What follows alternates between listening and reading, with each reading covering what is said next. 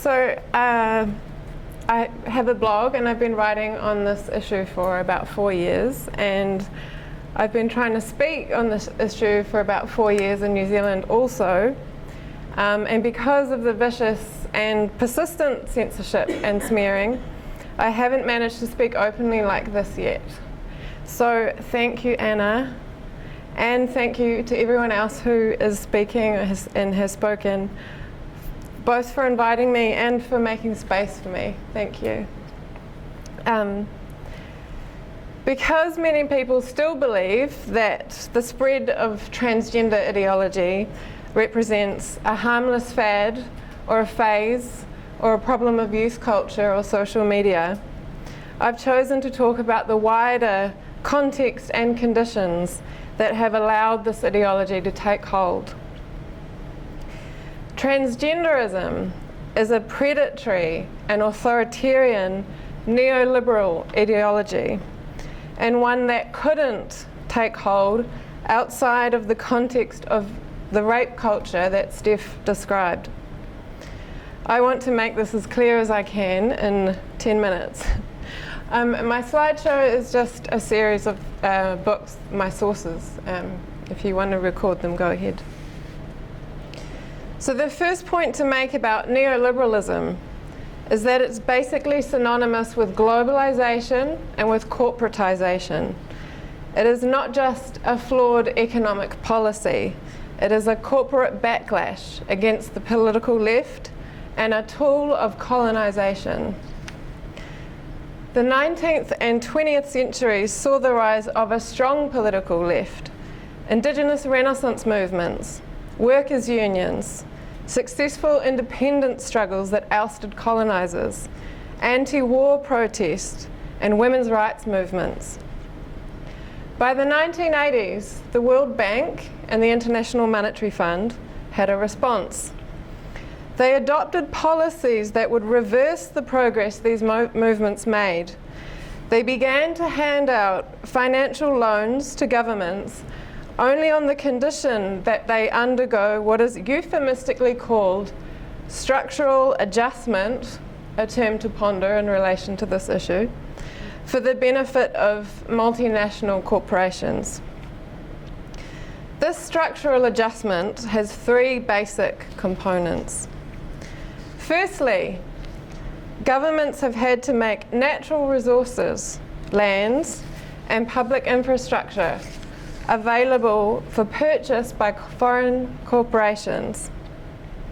Secondly, they are compelled to drastically cut back public spending on health, education, welfare, and social services.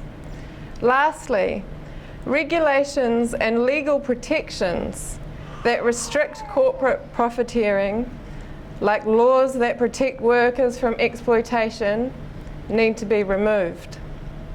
This is neoliberalism, the commodification of nature and the removal and defunding of social services and protections ramped up for the age of multinational corporations. Neoliberalism and its so-called structural adjustments are packaged with rhetoric about freedom. The story is that a so-called free market in which private sector employers face minimal barriers to profiteering fosters job and opportunity creation and a trickle-down effect that gradually enables the empowerment of the self-made individual or employee and choice for consumers. In her book, The Shock Doctrine, Naomi Klein points out that people, especially people who have been fighting for centuries for true liberation, don't actually take these sorts of reforms lying down. So alongside propaganda, disaster conditions have been crucial for imposing neoliberalism worldwide. That's why Klein calls neoliberalism disaster capitalism. Structural adjustment often follows a state of emergency, a natural disaster, or a military invasion or coup. Multinationals and profiteers in agribusiness and tourism move in and benefit. And because women are made especially vulnerable when land is sold off and degraded, subsistence lifestyles are destroyed, wages drop, and welfare and healthcare are harder to access. One of the industries that has profited most from neoliberalisation is prostitution. The global sex trade lobby is extremely strong at the moment. And of course, in a neoliberal climate, it sells us the idea that prostitution is a legitimate business and that pimps are just job creators in an industry we are now supposed to call sex work and perceived to be empowering for women as individuals, disregarding the factors of poverty, land theft, sexism, and rape. Combine this with tourism and the internet, and you have huge industries in sex tourism, trafficking, and pornography. 1 in 10 websites are porn sites. The industry is worth more than the combined revenue of the top 10 web technology companies. To encourage porn consumption, porn is also normalized through mainstream media. All of this fuels a climate described by Steph earlier, a climate of male sexual entitlement, rape and violation, objectification, body hatred, dissociation, dysphoria, and anorexia. These are the disaster conditions that transgender ideology exploits, and that enable whole populations to buy into the idea that not only can women be bought and sold like products, but womanhood itself is a commodity to which men should be entitled. Transgenderism is a neoliberal ideology that treats the natural fact of biological sex itself as something to be ploughed over and substituted with the cash crop of gender identity. It is empowering for the individual to reject biological sex and substitute it for a customized gender that expresses one's own essential tastes, just like your clothes and shoes are meant to do, and even your car and your cell phone screen protector and your toothbrush.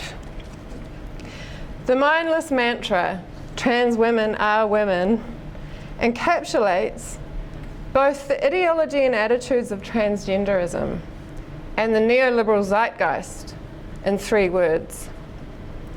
It implies the destruction of nature, of biology, of our own bodies, including through the radical mastectomies increasingly conducted on adolescent girls, mainly lesbians. It is based on the commodification of women, and it leads to the removal of legal protections and social supports designated for women and based on sex. And using this mantra, trans women are women, like a threat, because if you don't accept it, you're a bigot. Men are colonizing women's hard-won spaces, organizations, movements, and safe houses, as well as lesbian culture. This mantra is also having the effect of consolidating the domestication of the whole political left. Peace groups, unions, socialist organizations like Anna described, and assimilating them with the establishment as they ingest and then commit to and prioritize transgender mythology, purge feminists and independent critical thinkers from their ranks, and build stronger ties to the liberal political parties and big money, also promoting gender identity and funding the pride parades. In this way, the lie that trans women are women is the neoliberal answer to the myth of the resurrection within the Catholic Church. It is the one mad thing that you need to accept these days to demonstrate that despite whatever else you believe in or work toward, you are ultimately willing to surrender your critical faculties and submit to power and to groupthink.